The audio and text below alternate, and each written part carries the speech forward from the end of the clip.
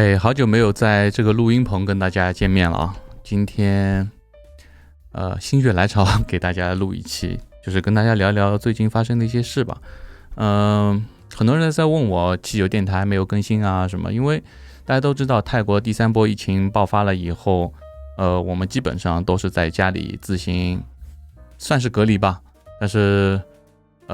我该出去玩的，该出去跑山的，就是没有跟人接触的这些活动，我还是在继续保持。所以我最近就是不希望有很多的外人来家里，因为录音棚就在自己家里嘛。如果说太多人来的话，会增加这个感染几率，家里有老有小的。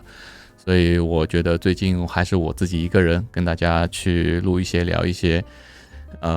发生的一些事情嘛。可能就不会定期了，就是时不时看我心情吧。我哪天就是心情好了，我就过来录一期。然后说到疫情啊，这次泰国的第三波疫情吧，算是第三波嘛。反正就是在我们去中部地区旅游的期间就发生了这个疫情。很多人也很惊恐，包括有很多在泰的华人都回国啊什么。对于我来说，我觉得我已经很平常心的去看待这个问题了，所以很多人来问我这个问题的时候，我说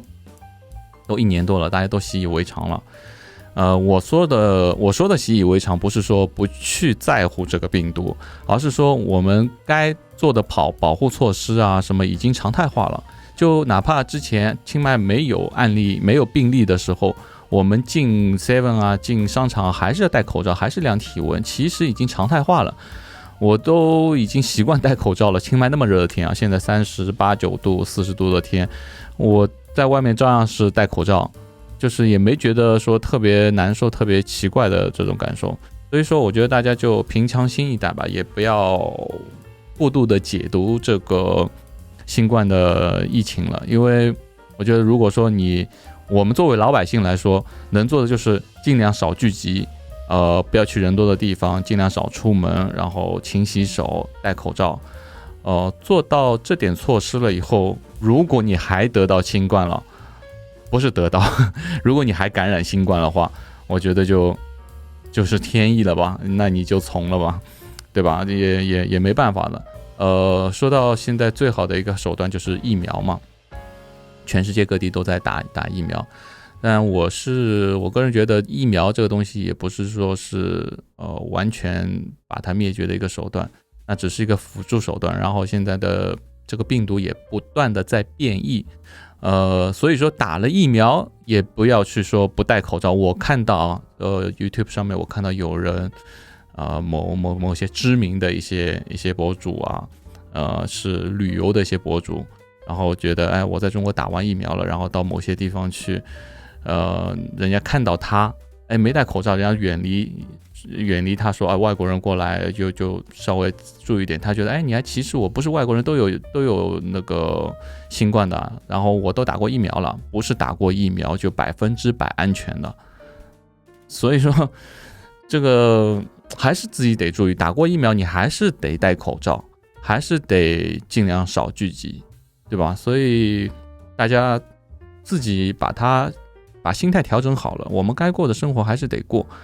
我不能说因为疫情我就完全像关禁闭一样的，所以我刚才说疫情期间我该跑山的还是跑山，只是说我平时跑山的时候开摩托车，我会到一家咖啡店什么坐一下聊一下，那我就现在就不停了呗，就是在山上逛一圈逛，然后戴着全罩式的安全头盔，也不跟人接触，我觉得这个也没有太大问题，该生活的还是生活。所以前段时间我在跟我妈在聊这个问题啊，我说最近疫情我们一直关在家里，我妈我们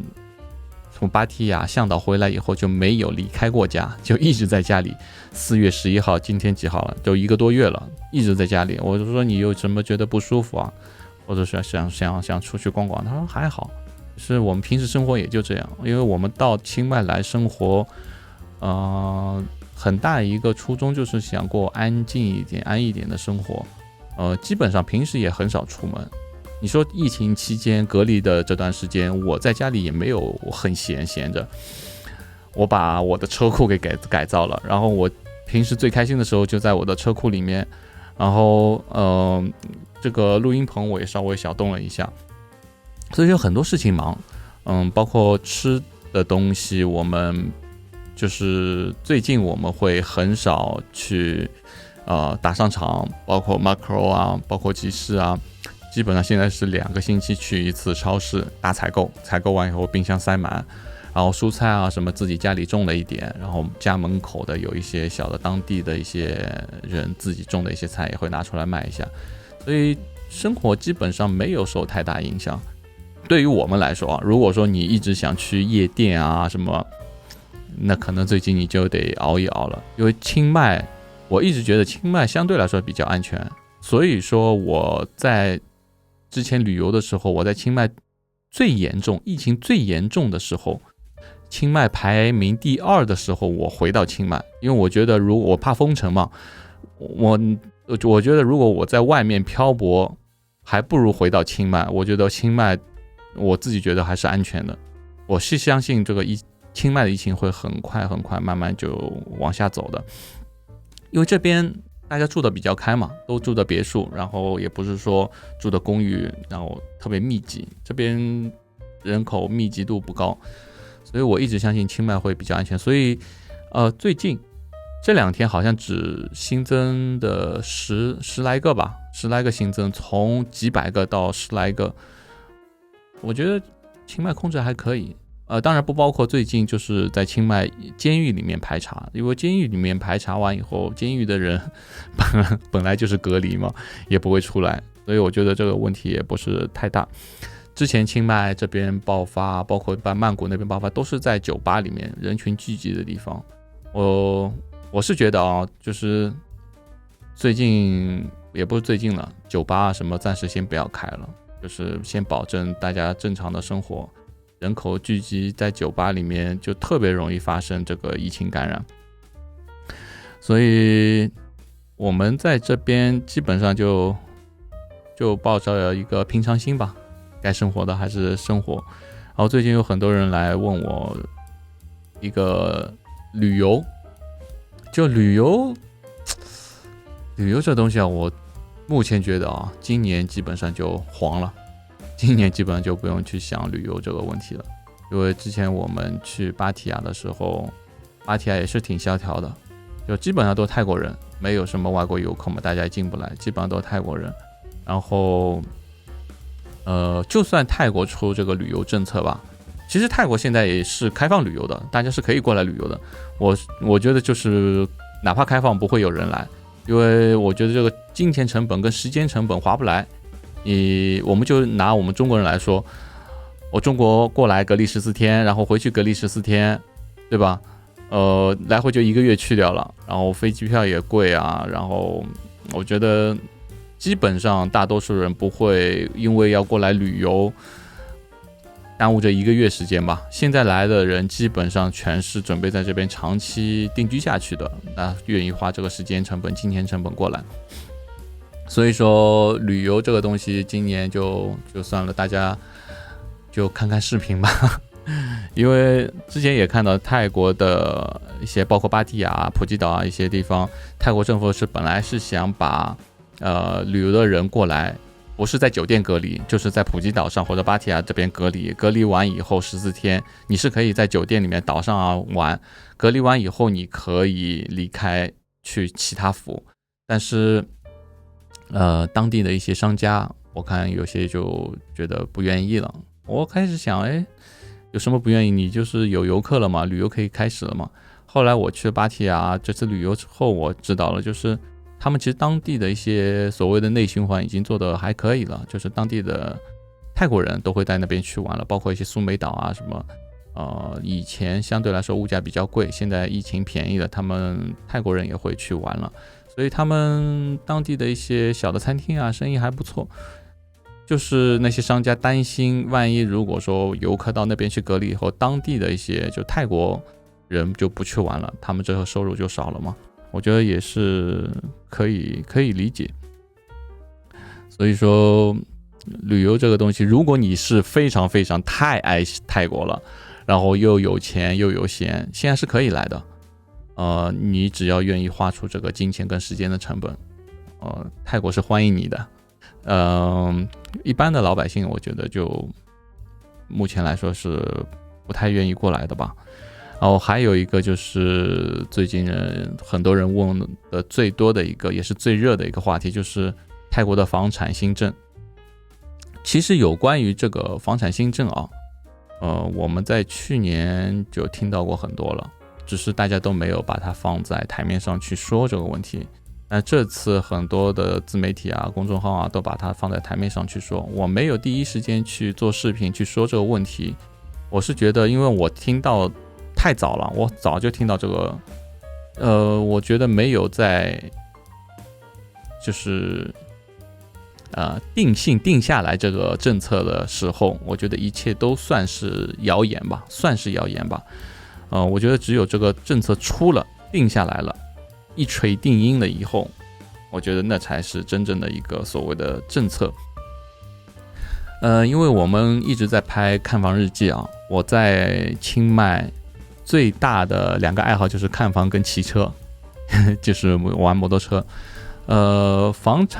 看房日记我们最近拍的不多，因为疫情我也不想到处跑。然后今天晚上我们会上一个看房日记。泰国现在的房产氛围，很多人在问我泰国现在房产怎么样？其实成交率不高。因为为什么？就是很多人说在泰国现在有捡漏价，很便宜啊。我觉得所谓的那些特别便宜的、特别简陋的那些东西啊，本来它的位置啊各方面本来就不是特别好，然后就是一些小的开发商可能资金也没那么充裕，就急着这样要出手。反而我觉得一些大的开发商，这个问题我之前在视频也在说，大的开发商有些还有微调上涨，甚至于就没有涨价，就是正常的价格，也没有跌价。那些反而是有成交率的。你越是跌价，越是说我跌到谷底了，所有人的心态都是买涨不买跌。你越是跌，我觉得还会跌，对吧？就是这个道理。所以你看，股市不好的时候没人会买，楼市不好的时候没人会买。泰国现在也是这样，就是你看有捡漏价，有人买吗？那如果说真的是特别特别好的楼盘，特别市中心的地方，特别有升值潜力的一些捡漏价，你市面上是看不到的。真的有，早就被内部人员早就自己消化掉了，自己就买掉了。如果说你在市面上看到很多人都在说这个东西捡漏啊，这个东西捡漏啊，那就有点像我们上海某些百货公司常年打折，什么羽绒服啊，1折2折，然后常年打折，这个东西就大家明白吧？就这个道理。所以我觉得房产新政会不会出？以我个人觉得啊，因为现在旅游啊各方面啊，可能暂时也不会恢复。我觉得泰国经济也不太好，我觉得会出一些倾斜的政策，但是这个政策怎么出得看当地政府了。但是我觉得不外乎一条规则，它不会政策倾斜于那些低价房产，你明白？它不会让你去跟穷人去抢这个市场，它肯定是让更多的人去买高价产品，你明白啊？就是比如说现在谣传的那些政策，1000万以上的这些房产，肯定是倾向于这种高价房产，而不会说你买一个100万铢的这种别墅，然后你可以持有，那肯定是不可能的。所以说大家如果是想以这种低价捡漏的这种心态的话，就算，然后还有个就是说，就算这边现在有低价有捡漏的，你也过不来，对吧？你愿意去，因为买一套房子，你再怎么着也得几十万吧，几十万人民币吧，也不是个小钱。你愿意不过来看一下，不看一下这个地段，你就直接付钱买了吗？这个还是少数。所以我说捡漏啊这些东西啊，其实跟国内的人没有太大关系。然后在泰国的华人嘛，那心态也是这样，就是看到跌了，他最多就看看，跌的时候不会买的，只有涨的时候才会买，就这个道理。所以目前来说，这边成交率不会特别高，但是观望的人会很多，特别加上现在新政一出来的话，也有很多人啊问我，最近有没有考虑回国啊？包括很多朋友在问我，你什么时候回来啊？之前没有疫情的时候，其实我也没有这么想回国。现在疫情了1年多了，我等于有2年多没回去了嘛，没回国了，反而现在，特别想回去，特别想回去，想看看外婆啊，看看阿姨啊，看看家人，然后看看朋友啊。所以这个东西就很有意思，就是你没有的时候，你就特别想要；当你随时唾手可得的时候，你就觉得无所谓嘛，就是反正我想回去就回去了，反正现在也不想回去。现在的话，我觉得只有等两边都不隔离，我才会选择回国。否则的话，我不太愿意去花这个金钱跟时间成本。你让我窝在一个宾馆里面隔离14天，我可能会疯了。然后还有一个问题，我想跟大家聊一下啊，就是最近我发现有很多的人来清迈，当然了，都是拿的长期签证、陪读签啊，或者带孩子过来读书啊，都是长期签证过来的。然后我发现这一部分人里面有很多人，因为他们会问我这边租房信息啊，各方面嘛。我发现有很大一部分人他是从来没有来过清迈的，第一次来清迈。因为现在来的可能跟以前不一样，以前比如说我要定居来清迈或者带孩子过来读书，我会先旅游过来一次，考察一下，看一下这环境啊什么样啊。现在你不可能说花个1个月隔离，然后过来考察一下，基本上都是学校远程面试完以后就直接过来，直接生活了。这样的话，我发现有很多的弊病，就是不止一个啊，很多人在这边来的，特别是女的陪读妈妈，一直在这边哭，觉得很压抑啊，或者怎么样。我之前就一直不能理解，你这样的话，你干嘛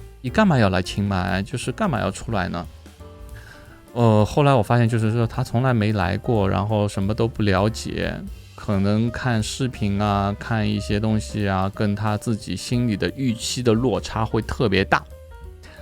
所以说过来可能会很压抑。如果我觉得是这样的话，真的就没必要了。因为你说这样一来一回，清迈在我来之前就每年都有一波来，每年都有一波走，可能就是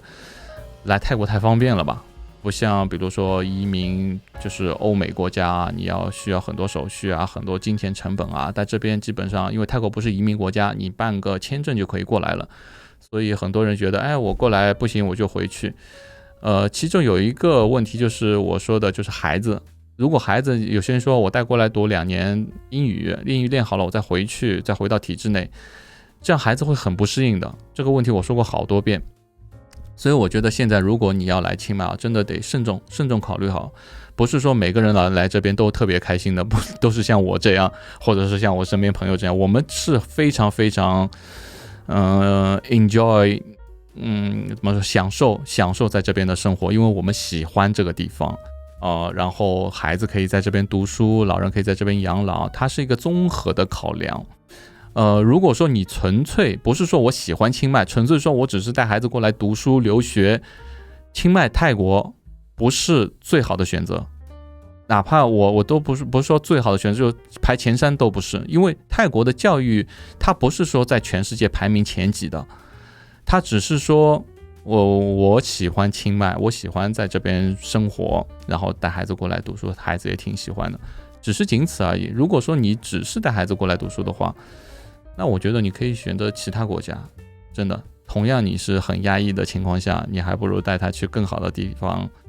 就教育质量更好的地方去学习。另外一点，我就觉得也没必要一定要出来读书吧。就我知道国内有些生活压力啊，包括学习压力是很大，但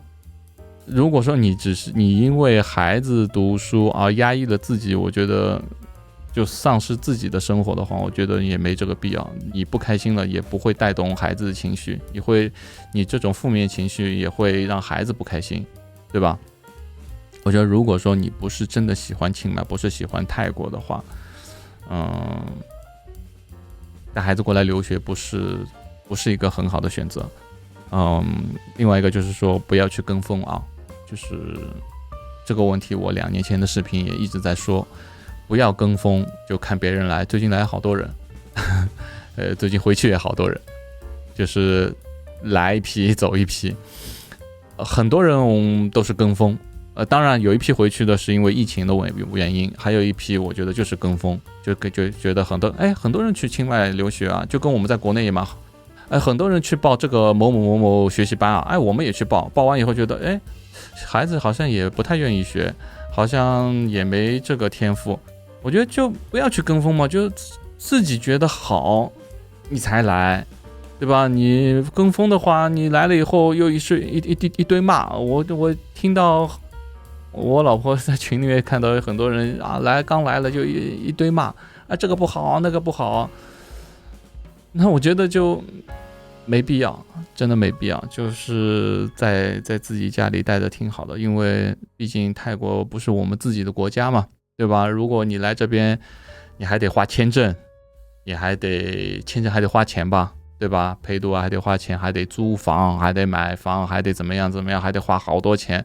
然后有些人还辞职过来的，我觉得这样的话，就我还是那3个字嘛，没必要。另外，如果说有些人想来这边生活，一直在自信我需要怎么样，有些人就觉得我把国内的房子租掉嘛，有些在1线城市，我把国内房子租掉的租金，然后这边可以一部分租一套房子，然后剩下一部分我就可以在这边生活，吃吃喝喝，因为这边清迈其实说实话就是吃吃喝喝便宜，就是普通的基本生活便宜。如果说你说买家具啊，这方面啊，其实真就是买这种大件真不怎么便宜。就是你把所有东西都安顿好了以后，你只是吃吃喝喝的话，那其实还挺舒服的。所以说你前期得花一大笔的资金，启动资金。如果你手上没有那一笔钱的话，没有一笔存款的话，我觉得你没办法在这边生活的。因为你前期我刚才说了，就是签证的费用、陪读押金，对吧？你还得租房、孩子的学费，都是费用，都是钱。所以大家也不要把这边想的太简单跟太快乐，还有成本太低，其实不是。像我们这样就是已经安定下来了，我觉得是挺好。但是一开始来的话，你手上没有点资金，就像我一开始我拍我们这边之前租房子嘛，租房的那个视频，我们一开始来的时候也是挺省吃俭用的在花钱，因为很多地方都要花钱嘛，都省吃俭用。当现在都安定下来以后，就是另外一种生活状态了。我觉得如果说大家想来这边生活啊，或者不光泰国吧，我觉得你还得慎重考虑一下，毕竟是一个移居的行为，也要花费很多的精力啊、金钱啊。到头来如果说你觉得不适合的话，这些全是打水漂的，我觉得就没意思。然后包括有时候刚才像我说的，有些人在这边哭啊、不开心啊，我觉得没必要，对吧？还是那个没必要。反正大家根据自己的生活状况，包括经济能力来吧。还有很多人一直在问我，你在这边怎么生活啊？靠什么赚钱啊？怎么？我觉得这个东西，我1年前我就一直在说这个问题了，不要老去问别人怎么生活。你可以根据你自己的能力，我能纹身，我可以做纹身师，我可以做皮具，我可以做很多的东西，对吧？我也可以做视频。那如果你也可以做视频，那你就做视频。如果你可以，这边我看到有很多自由职业啊，我发现这个问题，我最后提一下，前2天我还在跟我一个朋友在聊这个问题，为什么很多人来到清迈会有一个焦虑感？为什么我问我那个朋友，我说我为什么觉得你没有这种焦虑感？他说我觉得我什么都能做呀，我觉得就是人生存有很多种手段。后来我发现，就是因为我们一直都是做自由职业的，我们不会想着说去依靠谁。大多数人啊，如果是上班族的话，我一个公司辞职了，或者说离职不做了，第一个想到的是什么？第一个想的就是说我要去应聘，再找一家公司，对吧？第一个想到都是这样，都是要依附一个公司。所以很多人问我在清迈我要找一份工作啊，能不能找一份工作啊？很难，清迈没有什么商务楼，如果你要找工作啊什么，你去曼谷。但对于我们来说，我们觉得什么东西都能做嘛，就天地之广，太多的机会了。所以每个人的想法，每个人的生活环境不一样，所以不要去盯着问你做什么，你怎么生活啊，你带了多少钱出来啊，你怎么样，这个东西没有参考意义。就像很多人问了，清迈生活便宜吗？我觉得很便宜啊，但有些人觉得不便宜啊，对吧？那你有些比如说小的地方出来的，觉得哇这边房子好贵啊，一栋房子再怎么样也得几十万人民币，几十万人民币我老家自己也能造一栋了。那不一样，就是每个人的衡量价值是不一样的。但对于上海来说太便宜了，对吧？所以根据自己的情况，不要跟风。我再说这句话，不要跟风。跟风了很容易让自己丧失自我，然后走歪路。